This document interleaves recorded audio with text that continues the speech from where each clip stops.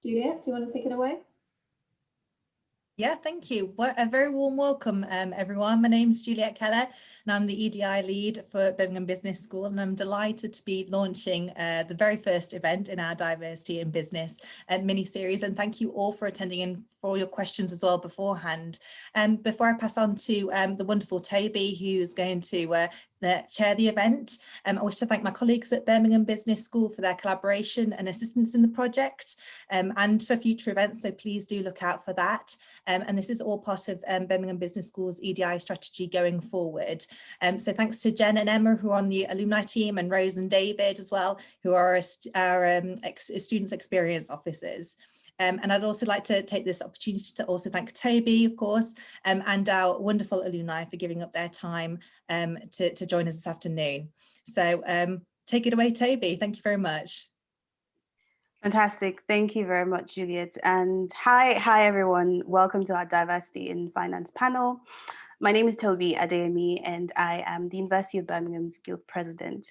I am honored to be here hosting a panel on a topic that is dear to my heart, if I do say so, and that's equality, diversity, and inclusion. I say this because I've spent a considerable amount of time in my role as Guild President, kind of leading on priority campaigns, our current priority campaign aimed at improving Black student experience at the university. And I have seen firsthand how much change that we as students can make. I also think that this is a topic that kind of manifests in several ways, and it would be interesting to kind of have an expert view on how this relates to the field of finance. So our panel today are University of Birmingham graduates who will be gracing, like Juliet said earlier, the first ever University of Birmingham Business School initiative on equality, diversity, and inclusion series, which is meant to celebrate those who are changing the rules on how we can participate and ultimately succeed in business. Our panelists will be exploring particular issues or concerns that some of you may have, regardless of your background, in terms of future job hunting, especially if you're seeking to build a career in finance. So just a couple of things before I kick off the session and introduce our fantastic panelists. I know you're already waiting. Apologies if I just keep talking on.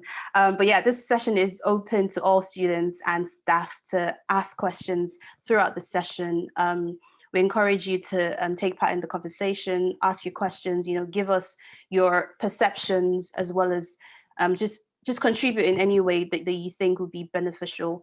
Your feedback is obviously going to be very, very useful for the business school in terms of putting together a set of tangible actions that will be implemented in order to ultimately shape your career in finance. Also, the session will be recorded and it will be made available on Canvas. And I've been told that it would also be sent to the attendees, and hopefully it might be shared on social media as well. So just keep an eye out for that. Without further ado, our first panelist here today is Melinda Barra. She is the Managing Director, Chief Control Officer at Barclays UK.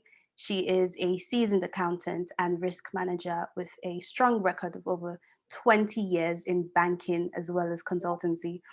Her deep understanding of banking, risk management, and regulatory requirements, coupled with strategic and operational experience, has definitely enabled her to work with key stakeholders, from board members to heads of departments, just to ensure that effective risk management approaches are adopted while achieving business objectives. When it comes to consultancy, Melinda is a pace setter. She specialized in forensic fraud risk management, where she developed a proprietary fraud risk management framework that enabled new revenue streams while providing adaptable solutions to clients. Melinda has also contributed to a book written by a KPMG partner, several conferences, and has built a partnership with George Business School at Cambridge University. Please join me in giving a warm welcome and hearty welcome to Melinda Barr. Melinda, thank you so much for joining us. Thank you, Toby, for the intro, and welcome everybody. Thank you. Our next panelist is Ryan Makuku, the Assistant Vice President at ALM Analytics and Development at Barclays Investment Bank. Over his education lifecycle, he's definitely amassed a raft of internships at Barclays, EY, Royal Bank of Canada, and Nomura.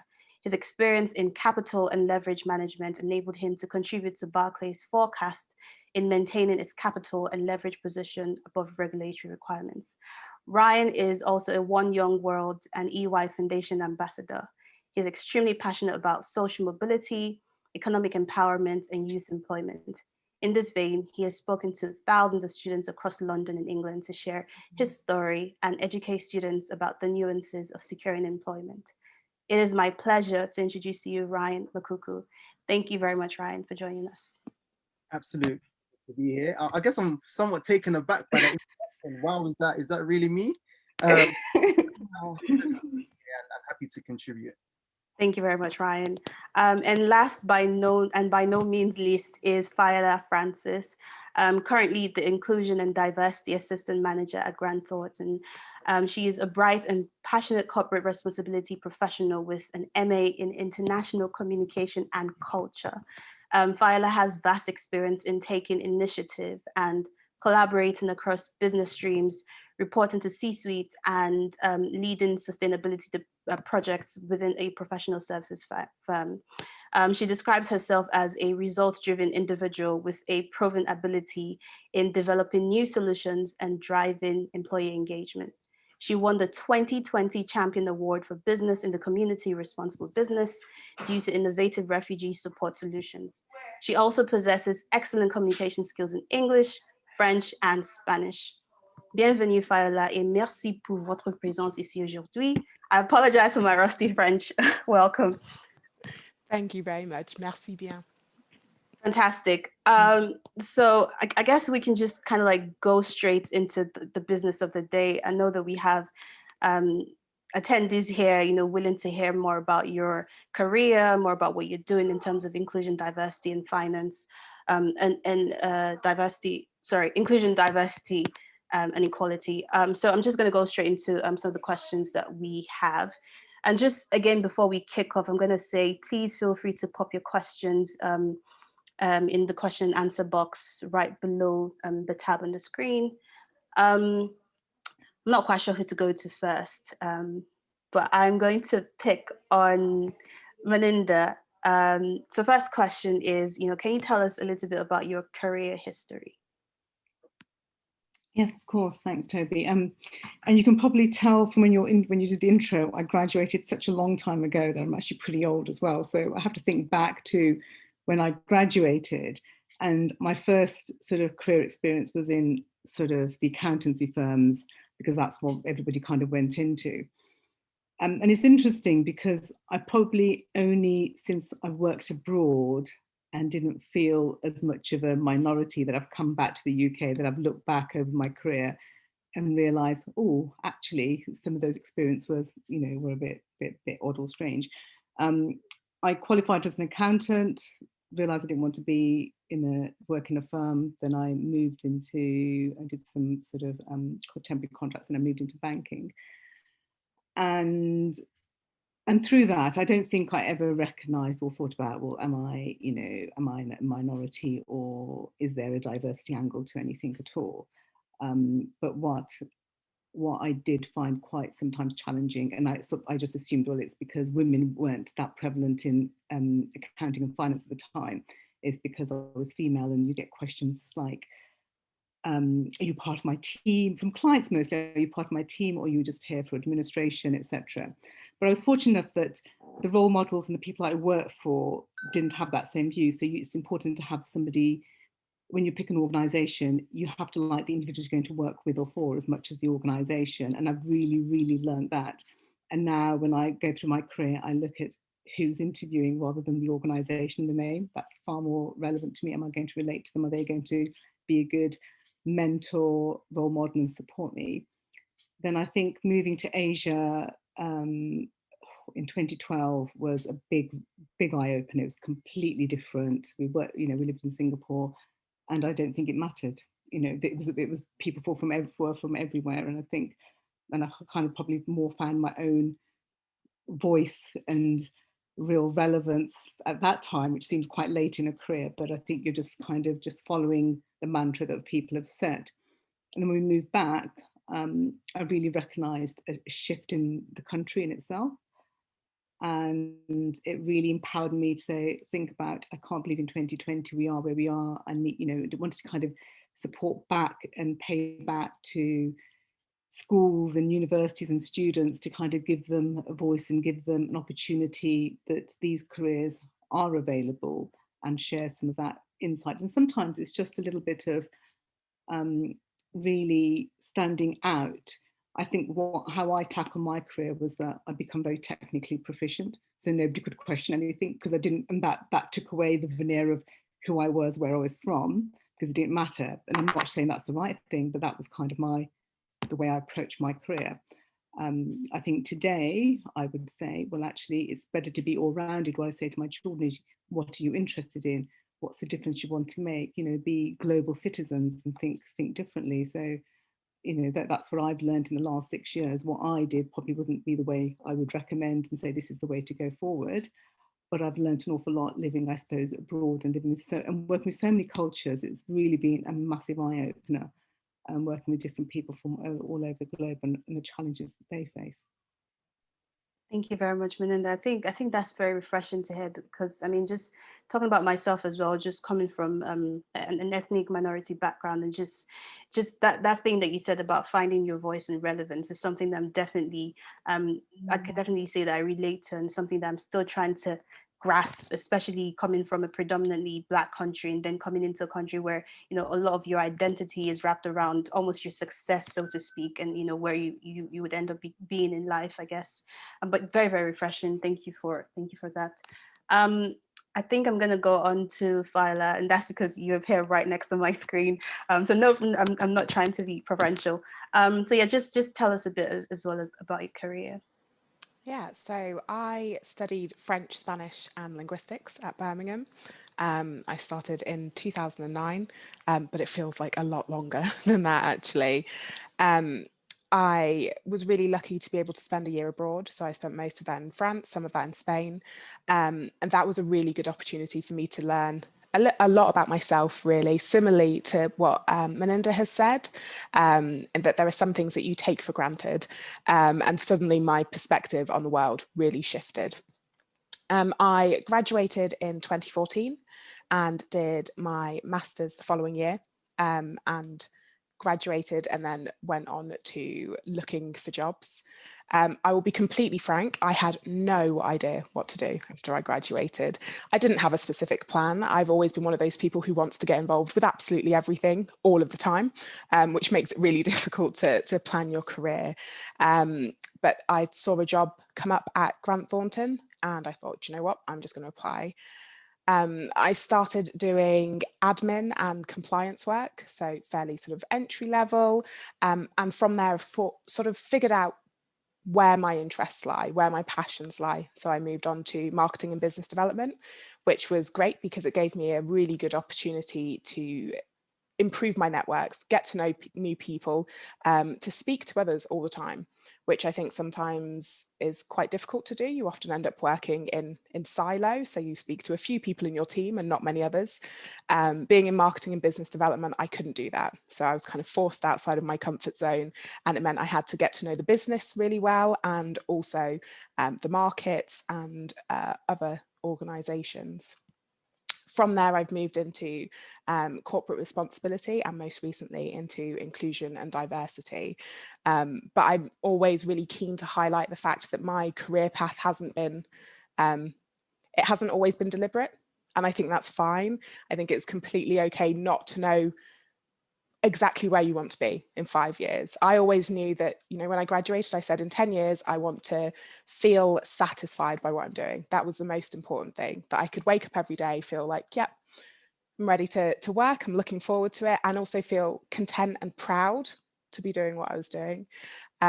So just to anyone on this call who's not really sure what they want to be doing yet, that is fine, and you will definitely figure it out. Fantastic. I think you're preaching to the choir there. I think I'm definitely one of those people who never saw themselves in student governance and just representing students. From being the postgraduate officer to then becoming president of the student union definitely wasn't anything I saw. And it's ironic because I studied international relations and diplomacy, so politics, and you'd expect that I saw that coming. But I think it's just one of those things where you just kind of have to explore and then just, just see what your chances offer you. So just finally, Ryan, do you want to come in and just tell us a bit about your career history as well? Yeah, so hi everyone, Ryan here. Career history, albeit it's been a very short one so far. So I'll probably start off with my time in college. So I studied economics, sociology, and A-levels for economics, sociology, and politics for my A-levels. And I guess I kind of reached a crossroads. I was keen on sociology. It was my favorite A-level. But then I was fortunate enough to do an internship at EY, an internship called EY Smart Futures, which was a 10-month internship program specifically aimed at those from low socioeconomic backgrounds. Fortunately enough, I managed to stumble my way through the application process, and the internship was, I would say, life-changing. It made me realize that I could walk and talk in the corporate environment, whereas, before the experience, I couldn't, I most definitely felt like I couldn't hold myself or, have any form of confidence in a corporate environment. So it really made me feel as though I could succeed. So from that, I came back into college in year 13. And I was like, right, you know what, forget sociology. I want to do accounting and finance at university. Applied to a few universities, and of course, Birmingham was one of those universities. So I joined in 2015.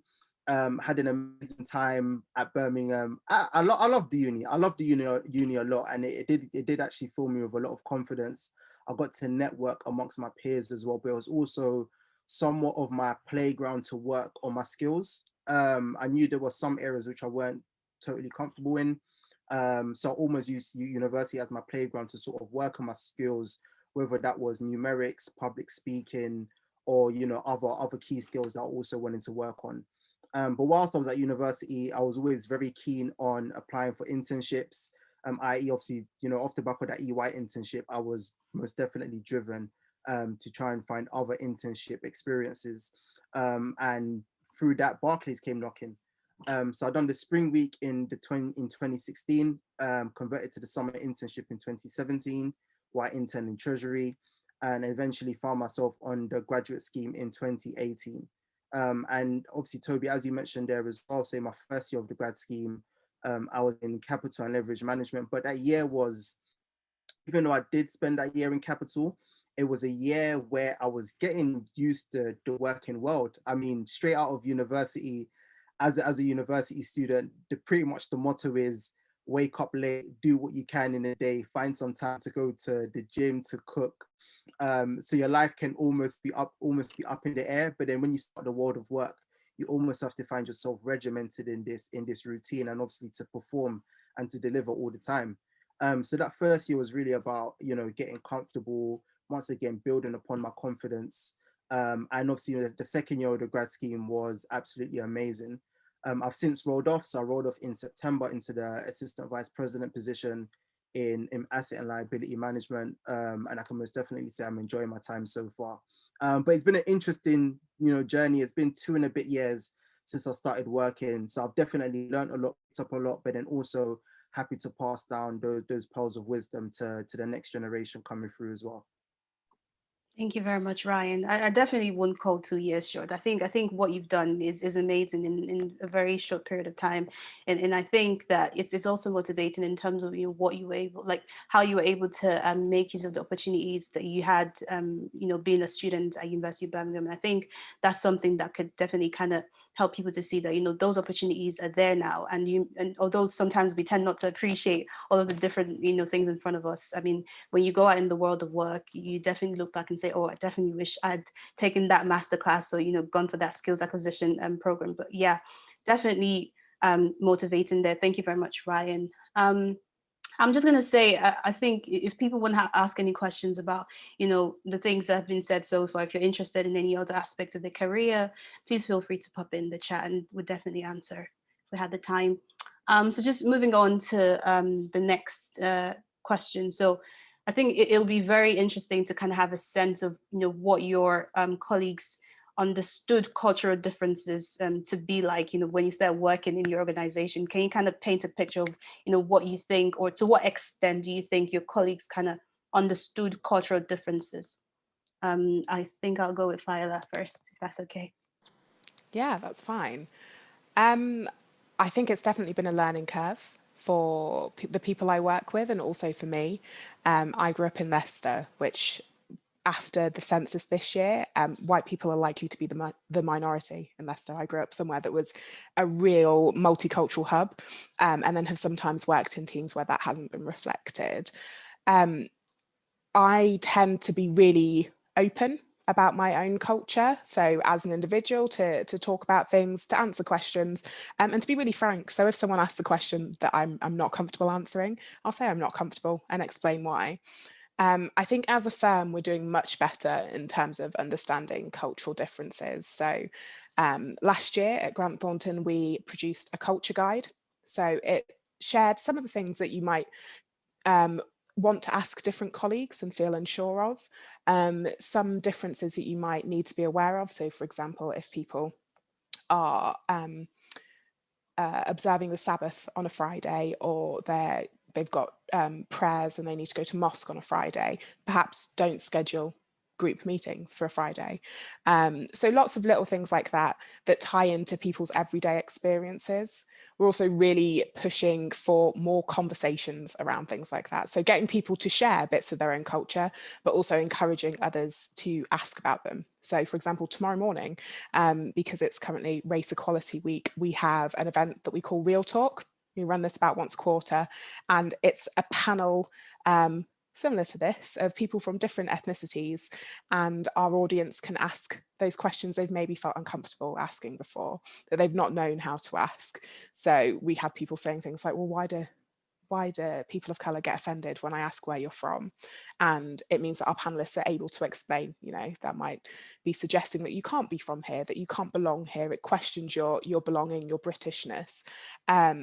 Those sessions are really helpful, because I think sometimes it's difficult to understand different cultures. If it's not something that you've grown up with, if it's not something that you've been exposed to often, it can be quite challenging. So we make sure that we give our people the opportunity to learn about others, and that we also give our people the opportunity to share about their own culture and any differences that there may be.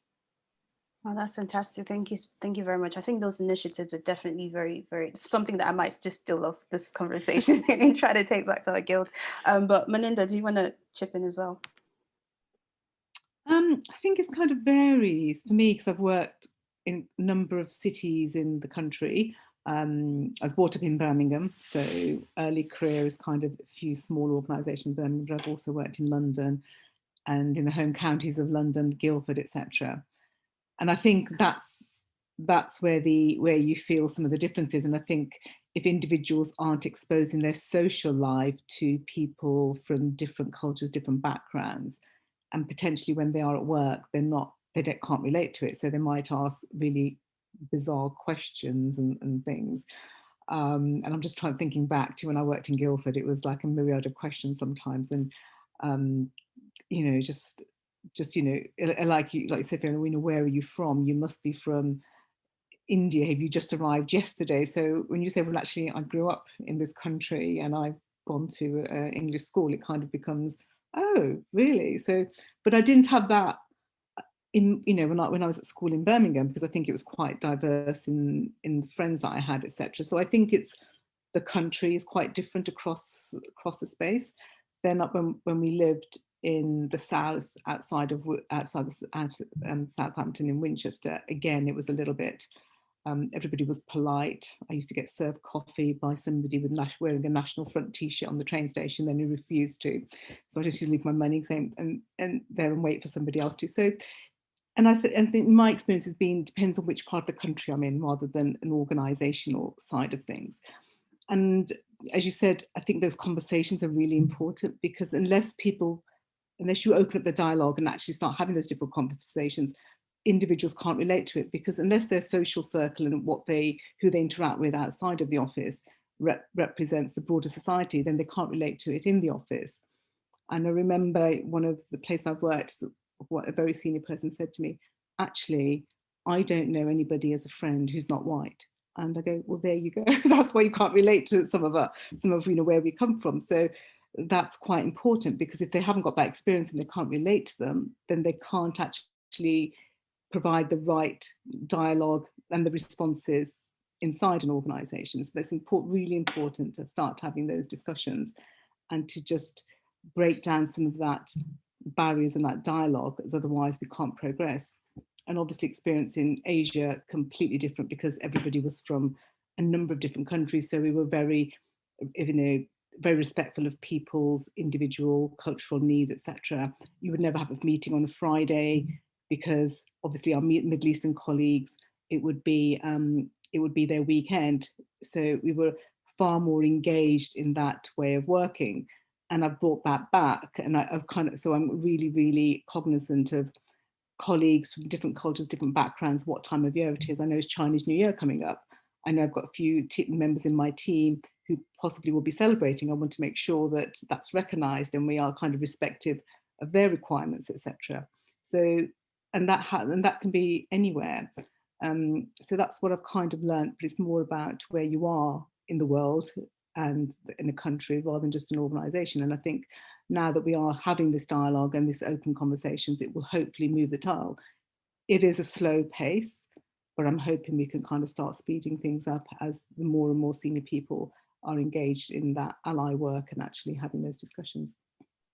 Thank you very much. I think just as you were speaking there, it just a question just kind of popped in my head in terms of, who is then responsible for, starting this kind of dialogue, and who should, take charge and kind of facilitating those kind of conversations. But I don't want to go off course. I mean, if you're happy to kind of chip in or what you think the answer to that might be, happy for you to make a comment. But I'm just going to go to Ryan quickly to kind of give and insights as well, from your end with your organization. Do you think that your colleagues understand cultural differences?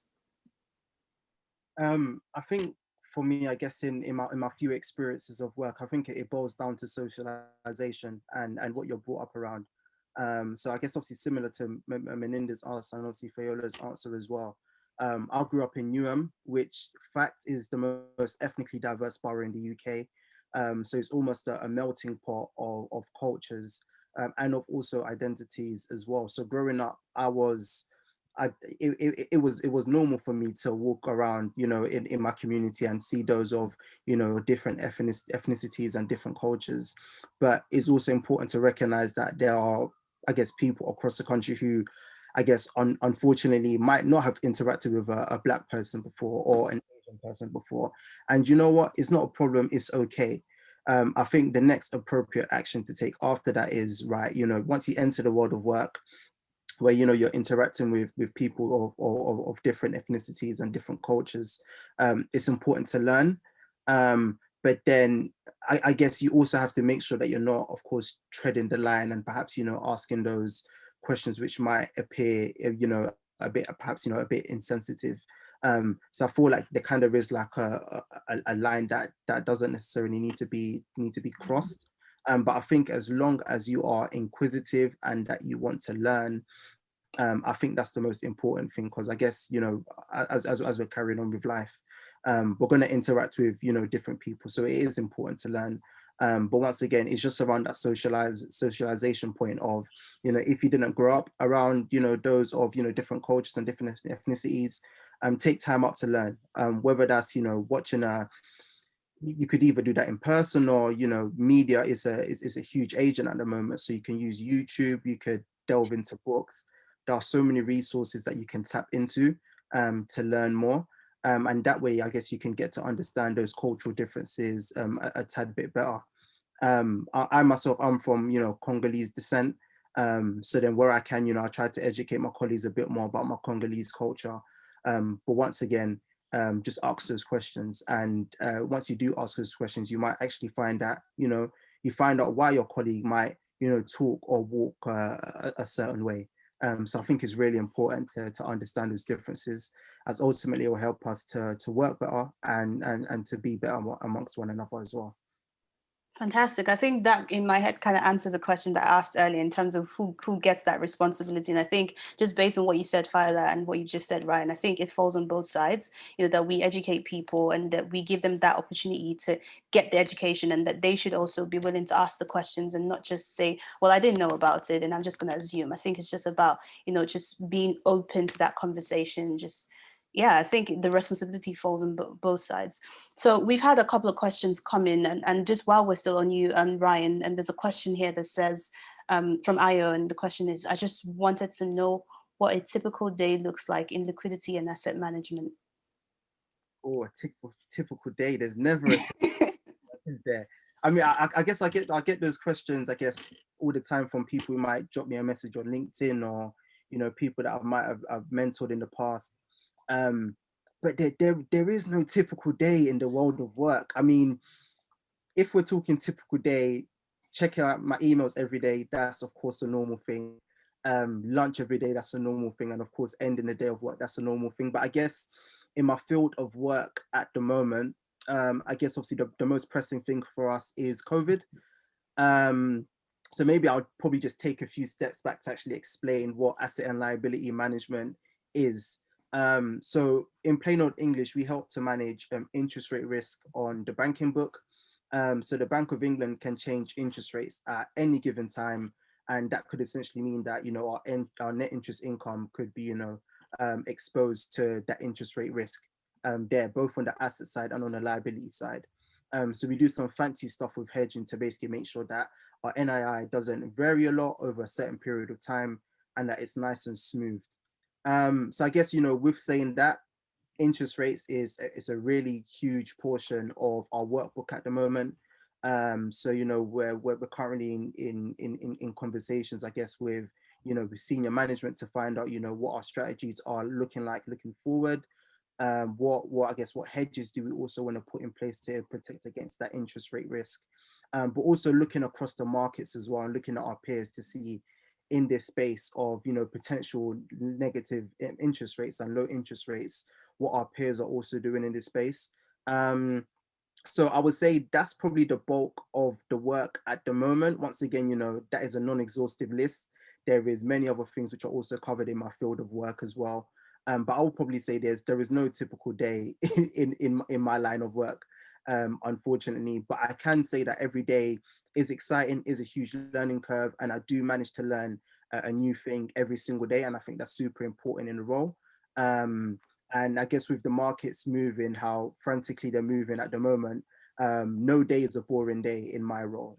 So I can say I'm very happy to be in this role, and it is really quite dynamic and in touch with real world things as well. So yeah, hopefully that answers your question, Ayo. Fantastic. Thank you very much, Ryan. I just opened the Q&A and just found that there are actually quite a questions coming in. I think, obviously a lot of people want to engage with what's being said. So if that's okay with the panelists, we'll just take a couple of those questions and maybe go back into some of the preset questions. So there's a question here that says, how can we switch to finance sector with telecom and engineering background, or just an MBA, and which role can we target specifically? I know obviously, Viola, you probably have a story there about like switching into like a completely different sector there, but I don't know who's willing to take this question. Melinda, Viola, Ryan, table is open. Yeah, I'm happy to take that one. Fantastic. So if you're talking about going into sort of professional financial services, so things like accountancy, which can be, audit or tax, getting into advisory, it can be really quite broad. An MBA gives you certain exemptions for various qualifications. So depending on which exam board you're going for, you can join a firm as a trainee, which is a really great way to do things. Actually, you get your professional qualification paid for as you're learning. You get to have that experience on the job. And with an MBA, you will already have some exemption, so you won't have to sit all of the papers for the qualification. I would say to everyone, it really doesn't matter what your background is. I work with people from every different industry, from a wide range of backgrounds. As I said, I come from a languages background and have ended up in the world of inclusion and diversity in finance. not at all what I expected.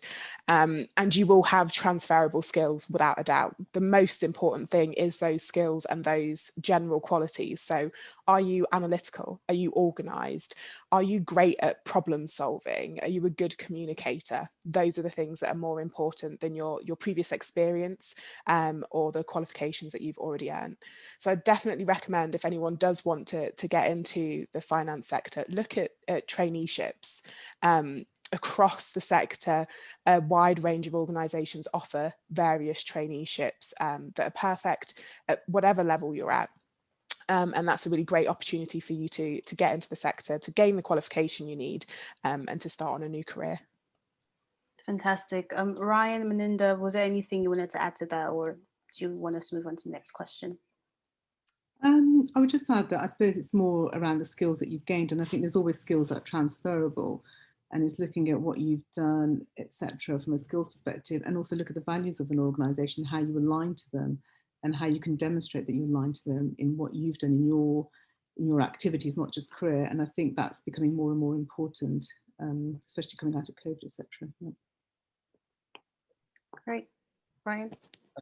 I think I'll also add as well. I guess with all the people that I've met in the working environment, not everyone has a finance degree.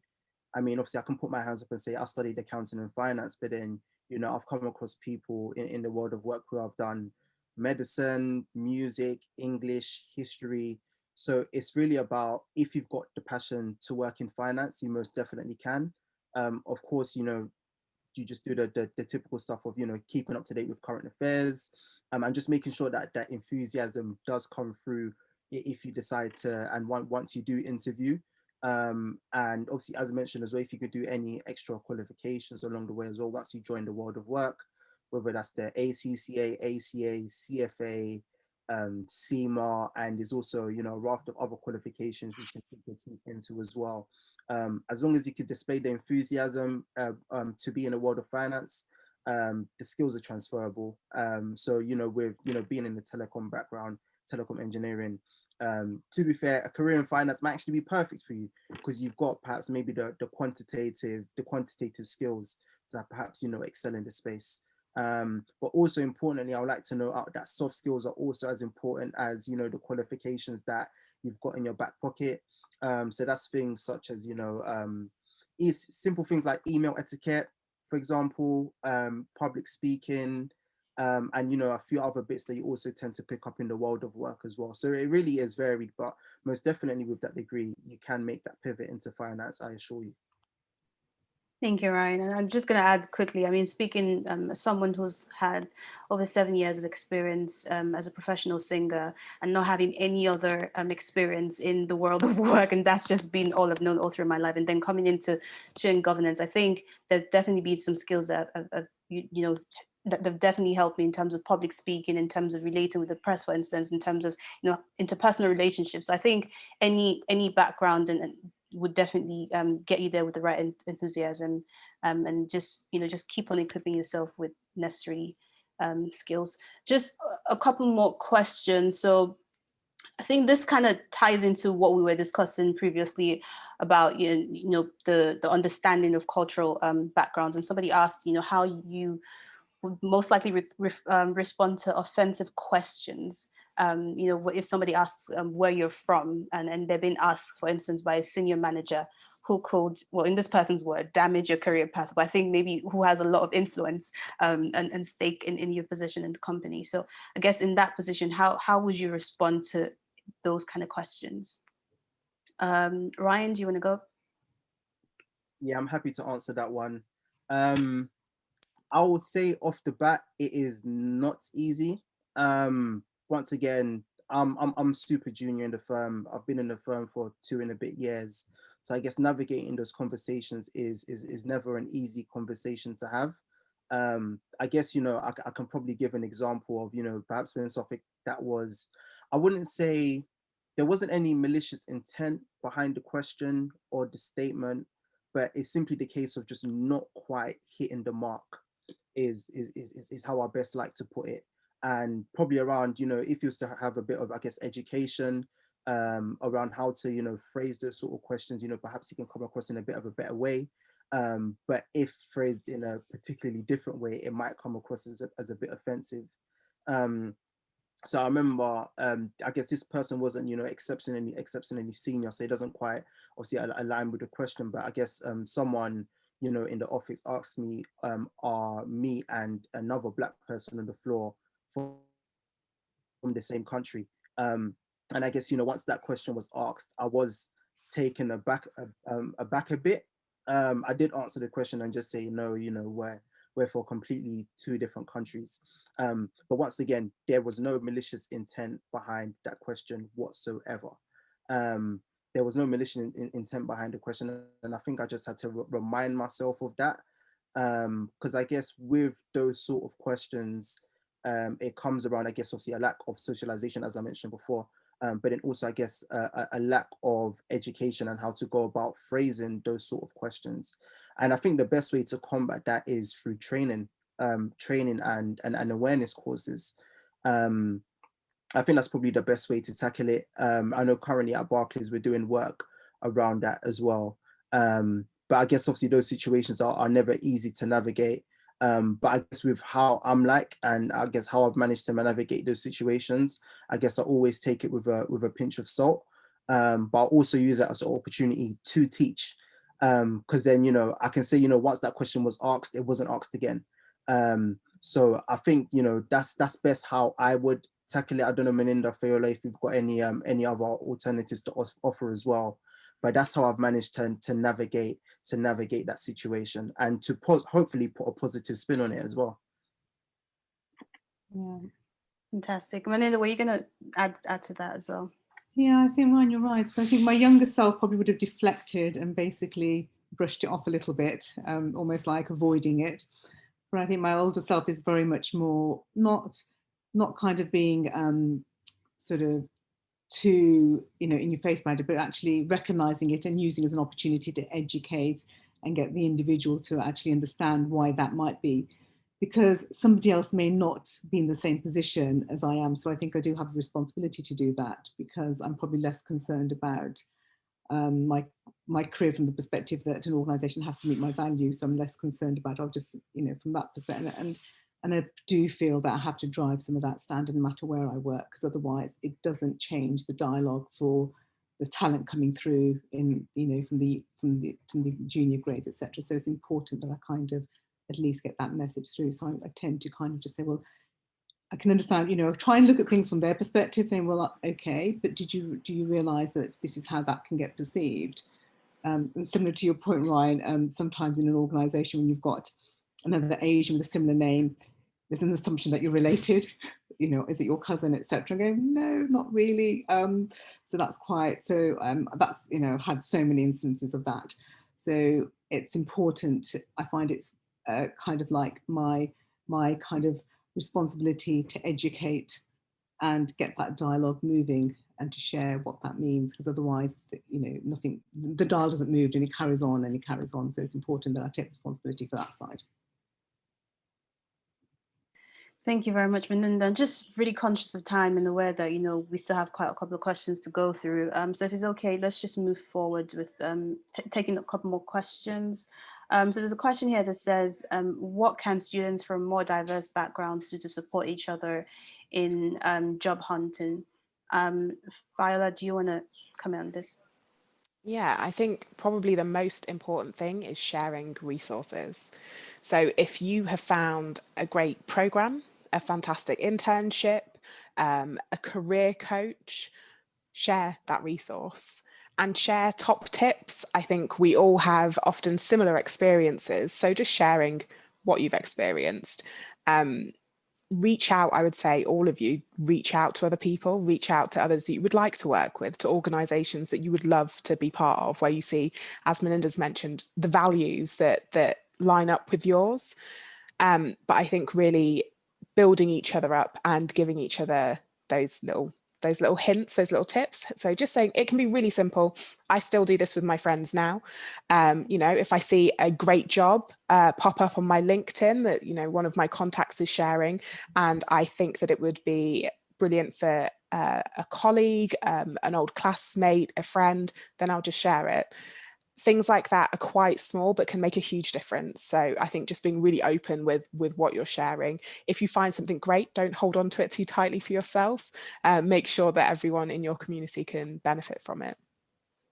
I think that's fantastic advice, and I know that there are times when I've had to beg my friends to say, do you have any connections, or do you know how I can, get through to this person? But they just, brush it up, and I've just had to reevaluate the friendship.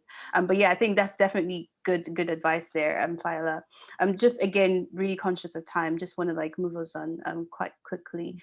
And also just, again, please feel free, to everyone listening at the moment, pop your questions in the chat. We're here to have that conversation with you, get you in the conversation, get you asking any questions.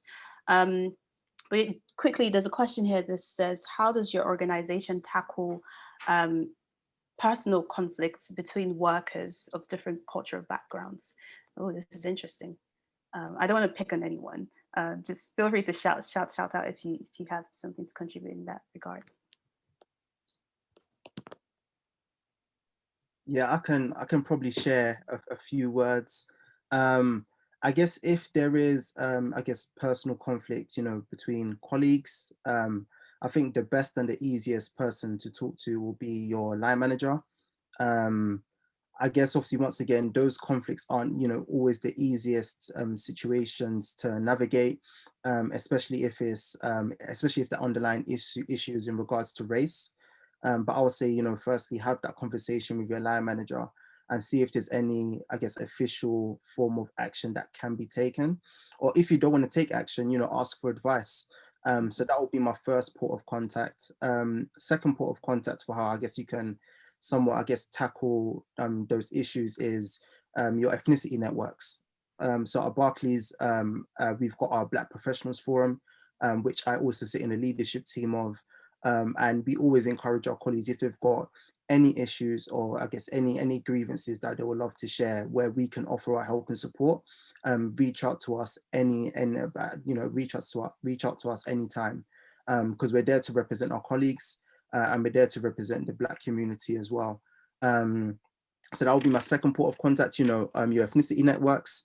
But then lastly, if it's something that you really and, you truly want to, you want to escalate, in Barclays, we've got, I guess, official training, which notifies us that if there is anything that, we see as a miss or we would like to report, you can go through, I guess, a whistleblowing sort of process where, it can be formally escalated to, the relevant individuals. So there are several layers for how you can take it. I guess personally in those scenarios, where obviously, unfortunately, I guess I have experienced it. I guess I laid upon my friends who work at Barclays and asking for them advice, because I guess it's never easy to have that conversation with, a manager, or once again going through the official ports of communications, as it can become quite laborsome. So then sometimes having that conversation with your friends or your fellow colleagues in the organization can actually help to, I guess, getting the situation dealt with quicker, rather than perhaps, going through official means. So that's probably what I would say on that question. Thank you very much, Ryan. Thank you very much for sharing that. That was really helpful.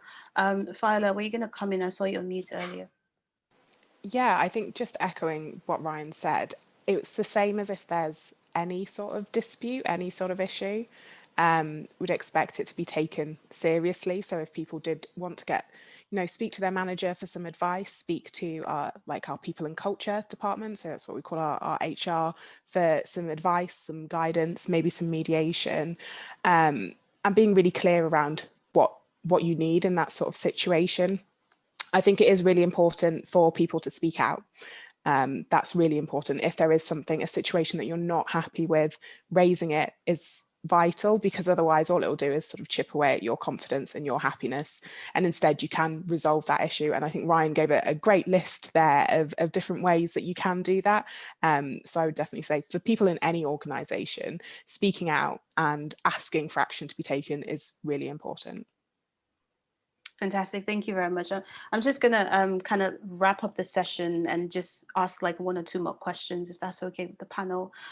So just in terms of barriers, just looking back at, when you started, when you went into, like, when you kind of launched into the graduate labor market or trying to secure an entry-level job, were there any barriers that you were aware of?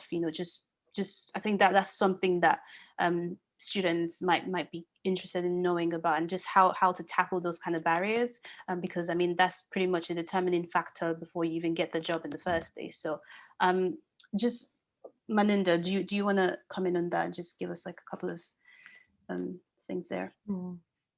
So I mean, I graduated, I think it was in 1992, so it's an incredibly long time ago. And if I think back to any barriers, there's a financial crisis going on, so there were very few accountancy contracts around. But I noticed it was my friend and I who were both Asian that didn't get one, and what everybody else did. And to be honest with you, it's such a lot. I didn't think of it in those terms, where there was a barrier because of my diverse background or anything else. It didn't even occur to me because my experience at Birmingham University had been so different to that. So it didn't even register. And maybe that's what it was, maybe it wasn't. I would never know. But all I did was I just worked, just did, and found important that I was doing something. So just learned some technical skills, something that Ryan's alluded to before, get yourself trained. And then I slowly notched up into a better job and a better job. So it probably took me a lot longer to qualify than probably some of my non-ethnic background friends. But it didn't really hold me back, I suppose. But that was more my mindset, I suppose, rather than going along with what was the blockers in front of me. I think my parents were very much, you can do it, and it's important to have that support at home. And Fiona said, that network, I think, is having a good group of friends who you can lean on and lean in and actually bounce ideas off is really important. Otherwise, you can get very despondent on the job market if things aren't going the right way. Thank you very much, Melinda. Just Fila, do you want to comment on that just quickly and give us kind of like an insight into that as well?